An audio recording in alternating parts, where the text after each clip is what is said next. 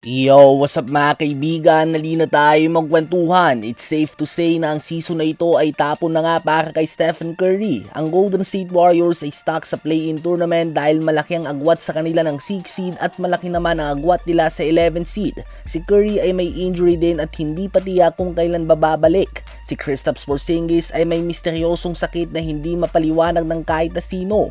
At si Jimmy Butler naman ay out na sa buong season dahil sa ACL injury.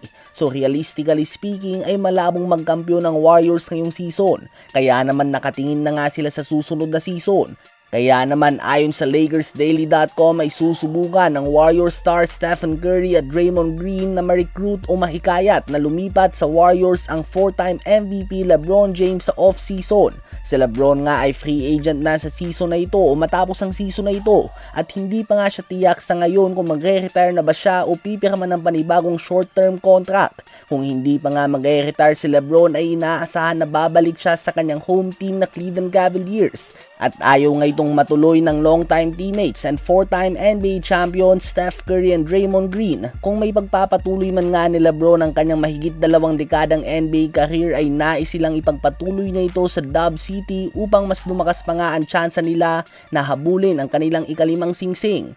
Kung mangyari nga ito ay tiyak na mabubulabog ang buong NBA.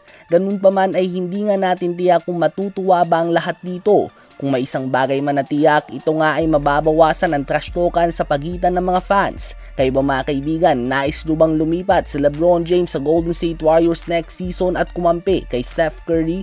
Habang si James Harden naman mga kaibigan ay nagtatala pa din nga ng mga solid stats para sa Cleveland Cavaliers na 19 points, 5 rebounds, and 8 assists per game on 50% shooting sa field at sa 3-point line.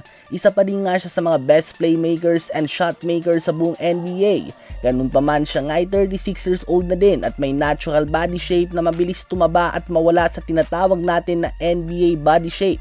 Kaya naman extra kayod nga ang kailangan niyang gawin para ma-maintain ang kanyang timbang at bilis kumpara sa mga tulad nila Steph Curry at KD na talagang payat at may natural body type o small bone nga kung tawagin ng iba. Nang matanong ang former league MVP James Harden tungkol sa retirement, ang nanging sagot niya nga ay alam niya nga daw na malapit na itong dumating. Hopefully ay hindi pa nga daw ito very soon.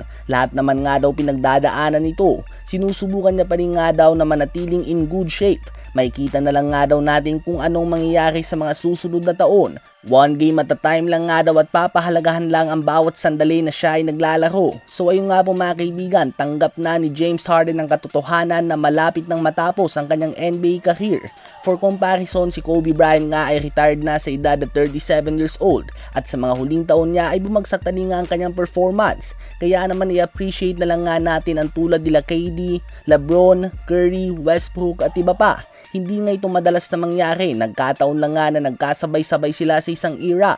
Posibleng dahil na din ito sa advanced medicine ngayon o kaya naman sa matinding disiplina sa pag-aalaga sa kanilang katawan o kombinasyon nga ng dalawa. Ano ba masasabi nyo tungkol dito?